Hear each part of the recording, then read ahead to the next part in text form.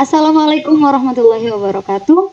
Pemirsa An-Nur Media yang dirahmati Allah, kembali lagi bersama kami di An-Nur Podcast Trend Kajian Ramadan, membahas berbagai isu yang terjadi di masyarakat. Bersama saya Lulu Khairia. Kali ini kita akan membahas salah satu isu yang sering kali menjadi permasalahan, yaitu mengenai wanita hamil yang sedang berpuasa. Nah, seperti yang kita ketahui bahwasanya semua umat muslim itu diwajibkan untuk berpuasa. Tidak terkecuali bagi wanita hamil dan juga wanita menyusui. Nah, di kesempatan kali ini saya akan berbincang dengan kakak saya sendiri, dengan Mbak Fada. Apa kabar Mbak Fada? Alhamdulillah baik. Iya. Puasanya lancar, Mbak?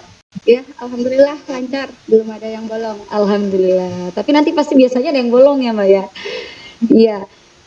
Jadi Mbak Fada ini nama lengkapnya adalah Mbak Ifadatun Nikmah, sarjana sains terapan. Beliau adalah praktisi kesehatan. Beliau juga menjabat sebagai ketua pusat kesehatan Pondok Pesantren An-Nur gitu. Jadi Mbak Fada, tentang wanita hamil saat berpuasa, wanita hamil atau menyusui dan mereka berpuasa, ini sebenarnya aman nggak sih? Karena banyak sekali masyarakat yang mungkin kurang paham ya mengenai ketentuan bagaimana sih untuk menjaga kesehatan mereka saat hamil, saat menyusui. Nah, seperti itu. Jadi gimana Mbak Fada? Ya, baik. Berbicara tentang kehamilan, ya, ini memang merupakan kondisi yang unik, di mana kehamilan itu merupakan awal proses kehidupan yang memberikan pengaruh terhadap kesehatan generasi berikutnya.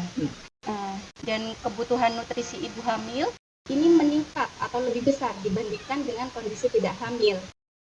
Jadi diupayakan ibu hamil tetap mendapatkan asupan nutrisi yang optimal, ya, dengan mengkonsumsi makanan dengan gizi seimbang agar tidak terjadi kekurangan nutrisi yang nantinya akan mengakibatkan gangguan pada pertumbuhan dan perkembangan janin. Artinya aman ya sebenarnya bagi wanita hamil dan menyusui. Ya, menurut penelitian ini memang ibu hamil yang berpuasa ini tidak memberikan pengaruh terhadap pertumbuhan dan perkembangan janin. Karena pada saat puasa pun gizi ibu hamil ini tetap terpenuhi. Hanya saja jadwal makan yang beda. Diganti ya, yang berubah. Biasanya lebih banyak makan siang karena berpuasa, berarti pengaturan makannya pada malam hari. Ya, gitu. Jadi jika ibu hamil ini memutuskan untuk berpuasa, sebaiknya berkonsultasi dulu kepada dokter ataupun bidan untuk memastikan kondisi kehamilannya, kesehatan ibu dan bayinya. Jika memang dinyatakan sehat, maka boleh untuk melaksanakan aman ya puasa. Ya. Pada kehamilan itu sendiri, ya, masa kehamilan itu dibagi menjadi 3 trimester. Pada trimester awal itu dimulai dari usia kehamilan 0 sampai 3 bulan, ya. Biasanya ibu hamil itu sering mengalami muntah ya pada awal kehamilan. Lah, ya, ceritanya sebegitu, saya belum pernah hamil soalnya. Ya, ini biasanya memang sering terjadi di trimester awal, ibu hamil mengalami mual muntah atau emesis. Jadi jika dipaksakan untuk berpuasa, ini dikhawatirkan ibu hamil ini tidak tercukupi asupan nutrisinya. Jadi kalau memang kondisinya tidak fit, mengalami mual muntah, lebih baik tidak berpuasa. Begitu ya. Untuk kesehatan janinnya, untuk pertumbuhan janinnya. Lalu kalau menurut pandangan Islam gimana Mbak Fada? Kalau misalnya memang kiranya membahayakan si bayi, atau misalnya takut nanti anaknya kurang gizi atau apa, itu gimana Mbak? Ya. Dalam Islam sendiri, ibu hamil dan ibu menyusui ini kan diberikan keringanan atau kelonggaran. Jika memang mengkhawatirkan kondisi dirinya tidak kuat untuk berpuasa, maka diperbolehkan untuk tidak berpuasa, asalkan nanti tetap harus mengqadha puasanya ya di lain hari. Ya, jika ibu hamil itu mengkhawatirkan kondisi ibunya saja. iya, dan Ibunya. ataupun mengkhawatirkan kondisi ibu dan janinnya. Akan tetapi jika hanya si ibu hamil ini mengkhawatirkan kondisi janinnya saja Hanya hanya saja. mengkhawatirkan kondisi janinnya saja, maka perlu mengqadha puasanya dan juga perlu membayar fidyah dengan memberikan makan ya fakir miskin ya. Berapa Mbak? Itu apa namanya? Ukurannya? Ukuran fidyahnya. Jadi kira-kira 6 ons. 6 ons. 6 ons beras. Beras. Atau boleh nasi gitu boleh Mbak? Iya, makanan pokok makanan ya. pokok ya. Itu dari sudut agama. Iya. Ketika kita berbicara tentang kesehatan, maka jika ibu hamil pada trimester awal itu sudah mengalami kendala seperti tadi, ya sebaiknya tidak berpuasa. Tapi ketika kehamilan sudah menginjak pada usia trimester kedua, itu dimulai dari usia 6 sampai. Tapi ketika ibu hamil ini sudah menginjak pada trimester kedua, di mana usia kehamilan itu berlangsung pada usia 4 sampai 6 bulan, lah biasanya sudah ibu hamil ini bisa beradaptasi dengan kondisi kehamilannya, sudah akan merasakan sedikit keluhan. Jadi bisa melaksanakan ibadah puasa tetap dengan syarat harus dalam kondisi sehat, ya. Kemudian pada trimester ketiga ini biasanya sudah memasuki usia kehamilan 7 sampai 9 bulan atau persiapan mau melahirkan. Lah ini kan ibu hamil membutuhkan banyak energi ya. Boleh berpuasa pada trimester ketiga dengan syarat yang pertama ibu hamil tidak mengalami anemia, kekurangan darah ya. Kemudian tekanan darah ibu normal, tekanan gula darah ibu juga normal ya, dan kondisi pertumbuhan janin juga normal. Ini boleh untuk berpuasa pada trimester ketiga. Jadi sebenarnya aman ibu hamil itu menjalankan ibadah puasa asalkan itu tadi memperhatikan kondisi kesehatan bayi dan ibunya. Ya ingat dua-duanya ya, kondisi ibu atau janin dan kondisi janin atau anaknya dan ibunya juga harus dipastikan bahwa sehat gitu ya. Ya, betul sekali. Lalu bagaimana kita bisa memastikan bahwa anak dan ibunya ini sehat? Nah, itu tadi. Jika ibu hamil ini mau memutuskan untuk berpuasa, sebaiknya berkonsultasi dulu atau memeriksakan kehamilannya pada dokter ataupun bidan ya. Untuk tipsnya agar ibu hamil ini bisa sehat pada saat berpuasa, yang pertama yang bisa dilakukan adalah menghindari aktivitas fisik yang berlebihan ya.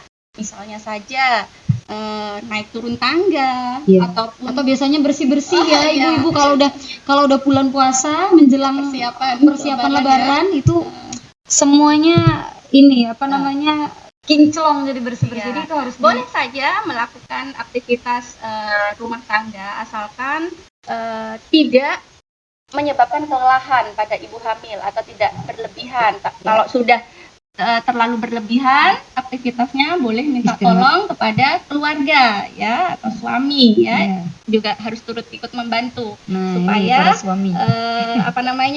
aktivitas ibu hamil ini tidak terlalu melelahkan pada saat puasa. Jadi hindari aktivitas fisik yang melelahkan ya.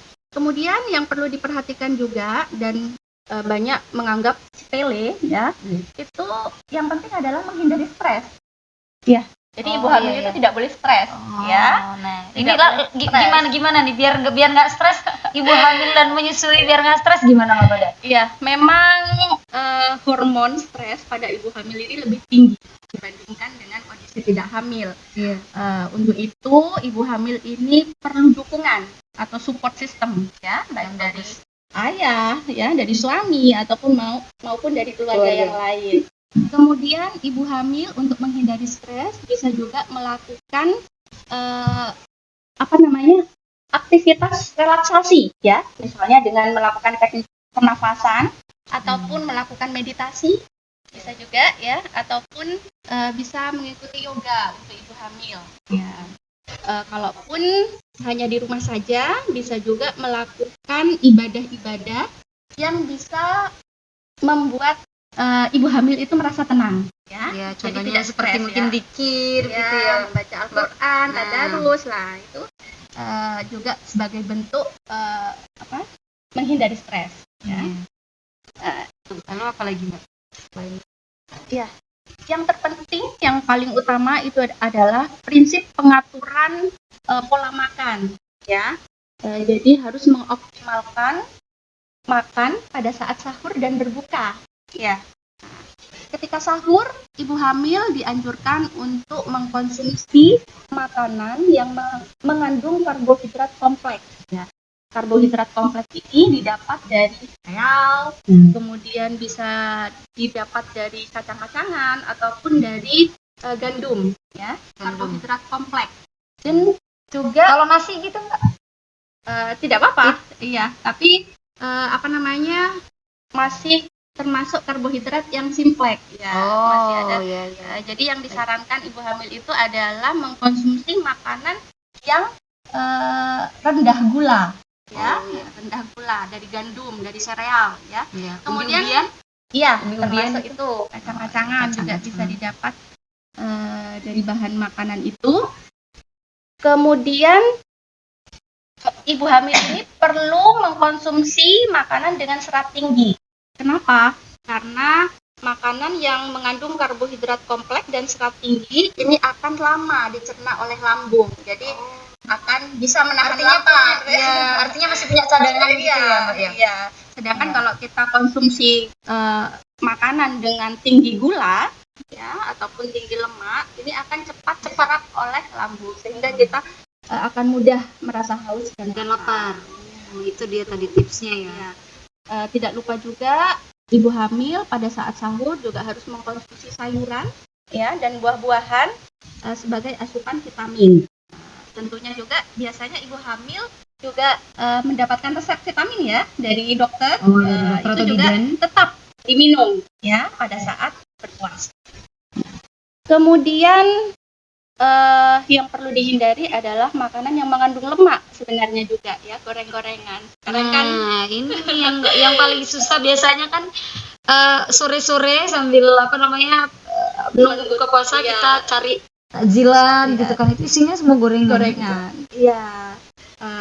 Karena kandungan makanan yang terlalu tinggi lemak itu tadi mudah dicerna oleh lambung. Ya.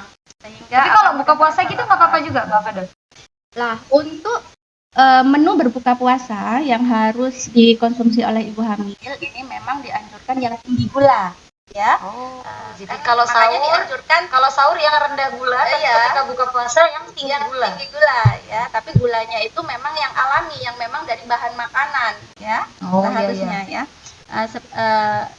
Dalam agama pun disarankan untuk berbuka dengan yang manis, tapi hanya kurma, ya, atau bisa juga bubur kacang hijau, ya. Tujuannya adalah untuk cepat mengembalikan energi pada tubuh saat berpuasa. Gitu.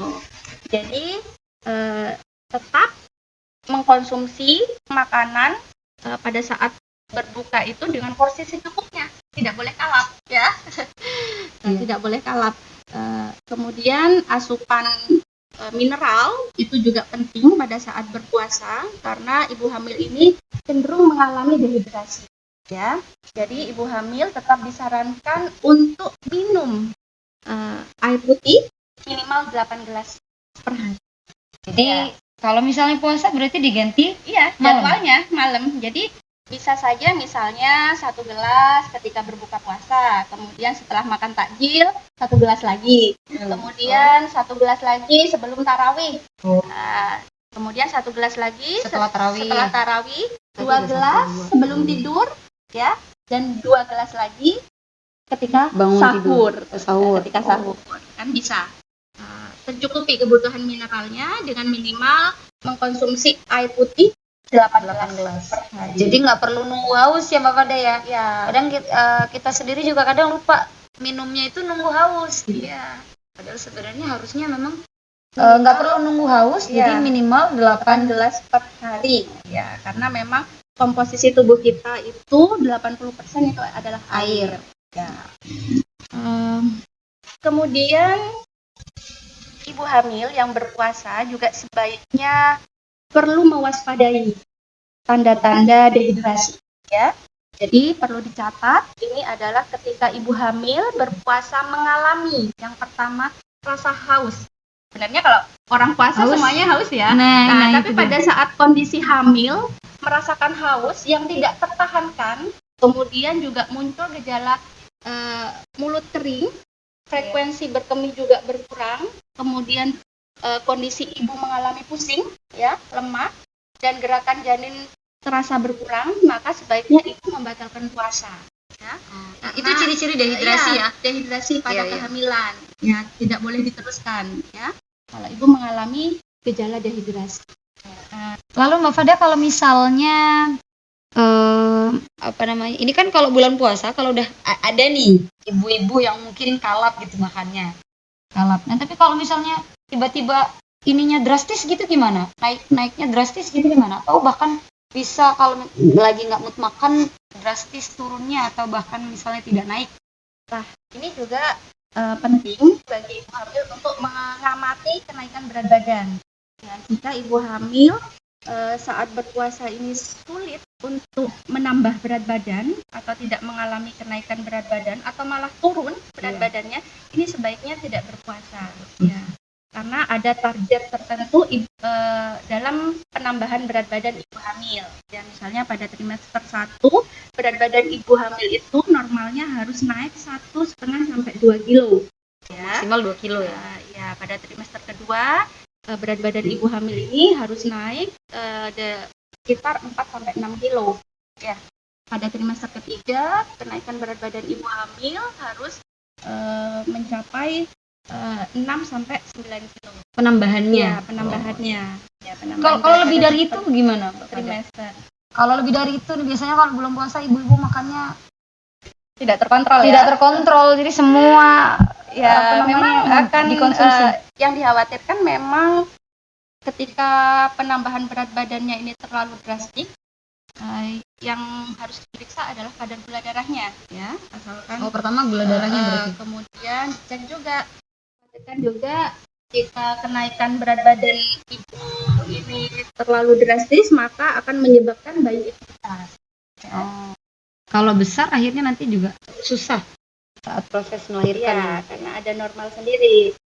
Normal bayi untuk dilahirkan itu 2,5 sampai 3 kilo. Ya. Lalu apa lagi Mbak? Tips-tips selain itu tadi?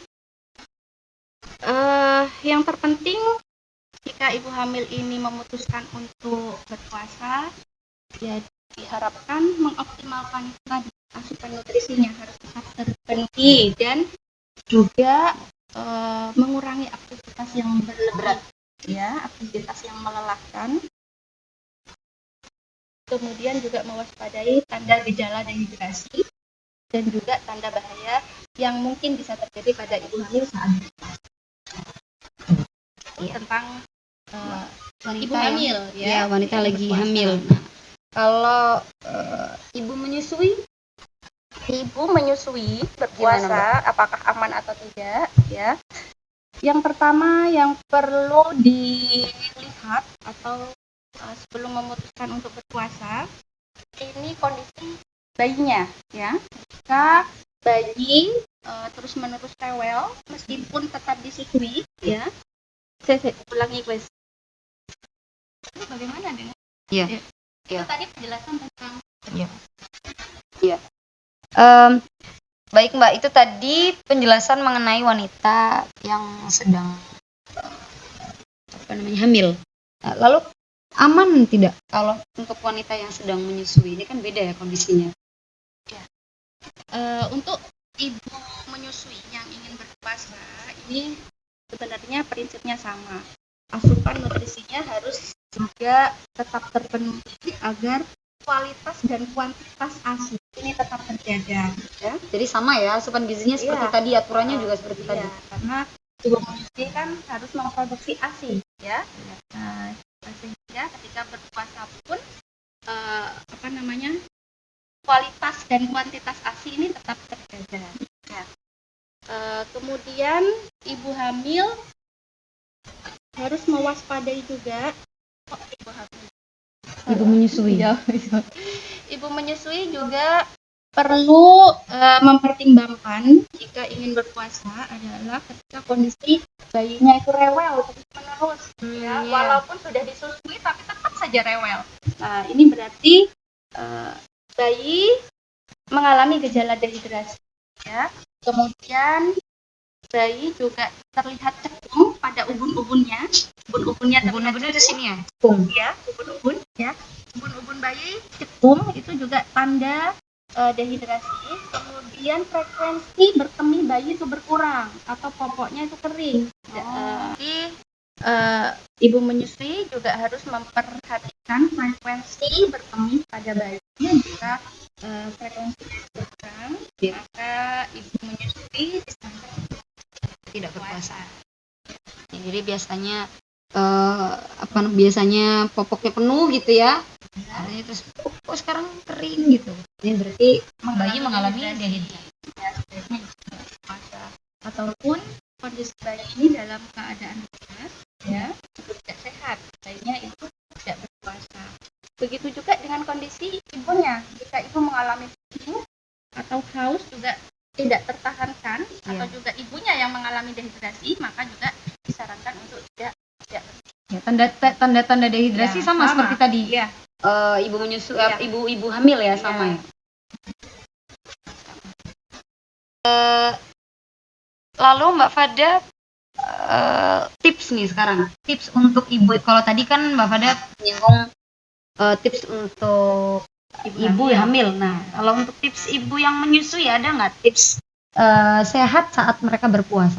Ya, untuk tipsnya, ibu menyusui yang ingin berpuasa, yang pertama sama, dari stres, ya. Ibu harus bahagia, ya, boleh stres. Ya, saya juga biasanya pernah mendengar ada istilah baby blues, ya kan. Ada saat dimana ibu yang sedang baru punya anak ya, beradaptasi, mudah stres, nangis gitu kan. Jadi kuncinya memang harus bahagia. Harus bahagia. Harus bahagia dan stres. Bahagia ini bisa diciptakan juga dibutuhkan dukungan atau support system dari keluarga maupun dari suami untuk berbagi tugas gitu lah ya. Jadi tidak dibebankan hanya pada ibu saja, supaya terhindar dari stres. Nah, jadi bisa sukses untuk menjalankan puasa itu syaratnya ya harus bahagia, nggak boleh stres ya. Kemudian ibu menyusui juga perlu melakukan pijat payudara untuk memperlancar produksi ASI. Ya, kemudian juga harus mengkonsumsi makanan dan minuman. Maaf, pijatnya tadi gimana, Mbak? Seperti ada treatment khusus, ada tekniknya ya, sendiri. Memang ada teknik sendiri melakukan perawatan payudara atau pijat payudara untuk memperlancar produksi ASI. Biasanya ketika ibu menyusui ini melahirkan, biasanya sudah diedukasi oleh tenaga kesehatan di rumah sakit maupun puskesmas sebelum pulang ke rumah. Biasanya sudah diajari cara melakukan pijat payudara untuk memperlancar produksi ASI. Ya. Kemudian tak lupa juga itu tadi ya, hubungan dari ayah, dari suami, dari keluarga, ya. Kemudian yang terpenting adalah menanamkan pada pikiran kita atau mindset kita bahwa ASI itu akan tetap tercukupi walaupun ibu berpuasa. Ya, jadi pikiran kita memang yang jadi harus positif ya. Jadi harus tetap berpikir bahwa ASI itu akan tetap tercukupi walaupun ibu dalam keadaan berpuasa. Itu mindset kita yang harus kita tanamkan seperti itu. Karena sebenarnya kalau memang sudah sebelumnya gizi kita terpenuhi, ASI kita akan terpenuhi juga gitu ya. Ya, sama halnya dengan ibu hamil tadi ya. Ketika ibu menyusui berpuasa, ini kan juga diatur pola makannya atau dioptimalkan makannya ketika sahur dan berbuka. Ya. Ibu menyusui harus mengkonsumsi makanan yang seimbang, yang beraneka ragam, yang mengandung vitamin, sayur-sayuran sebagai booster ASI ya. untuk meningkatkan produksi ASI. Kalau perlu juga meminum suplemen atau vitamin penambah ASI ya, atau booster ASI. Kemudian untuk kebutuhan mineralnya juga sama. Menyusui ini juga membutuhkan minimal 18 per hari Sama ya. ya. Kemudian jika anak atau bayi ini terbiasa mengkonsumsi ASI atau ASI perah ya, ASI perah ya, misalnya ibu yang bekerja ya atau mempunyai aktivitas di siang hari, biasanya kan ibu akan memompa ASInya sebagai stok ya, sebagai stok lah. Ini disarankan untuk melakukan power pumping ya, power pumping di malam hari untuk meningkatkan produksi ASI. Jadi pumpingnya nggak siang hari ya? Nanti tambah lemas kalau siang hari. Seperti itu. Di proses pumping bisa dilakukan oleh ibu menyusui ketika malam hari, gitu ya. Sholat tarawih gitu mungkin ya, ketika sebelum menidurkan bayi gitu Mbak ya. Atau ketika sahur ya. Oh, ketika sahur ya. Ketika mau sahur. Ibu menyusui juga perlu mengkonsumsi makanan atau buah-buahan yang banyak mengandung tinggi air ya. Jadi ibu menyusui ini juga membutuhkan aku takon wis. Jadi sing itu tak ngeluh. Jadi kalau untuk pantangan buah atau makanan, ada nggak sih pantangan selain yang tadi sudah disebutkan Mbak Fada? Mungkin biasanya apa nggak boleh kecut atau apa, buahnya yang harus seperti apa itu?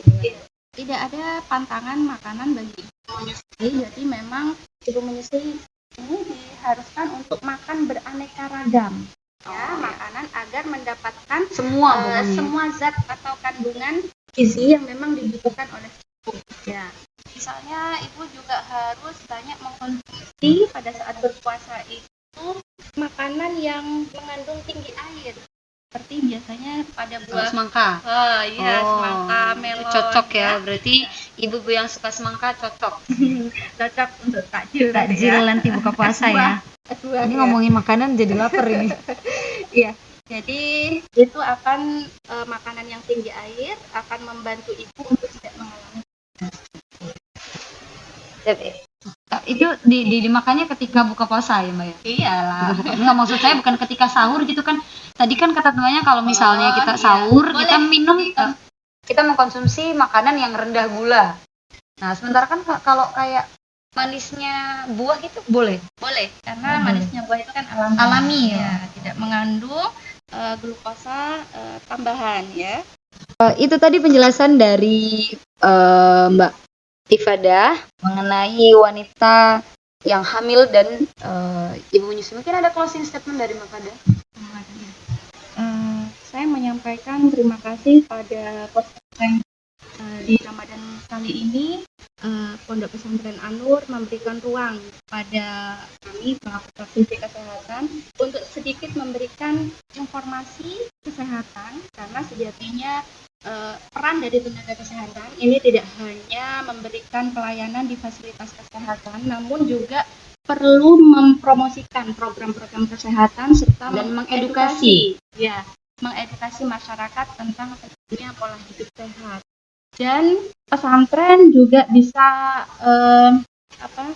berperan atau memberikan kontribusinya dalam pembangunan kesehatan, khususnya dalam menyiapkan tenaga kesehatan, di mana jika para santri ingin atau mempunyai cita-cita menjadi tenaga kesehatan, ya baik itu nantinya akan menjadi dokter, perawat maupun bidan, ya, sehingga harapannya adalah banyak tenaga kesehatan yang berasal dari kalangan santri, tentunya dengan akhlak dan karakteristik santri yang nantinya bisa memberikan sumbangsih atau pengabdian pada masyarakat, khususnya di bidang kesehatan. Ya, betul sekali. Jadi santri tidak hanya bisa ngaji, tapi santri juga bisa berdedikasi di dunia kesehatan. Iya. Sekian podcast di kesempatan kali ini. Mudah-mudahan bermanfaat. Jangan lupa untuk like, comment, share, dan juga subscribe. Terima kasih banyak. Assalamualaikum warahmatullahi wabarakatuh.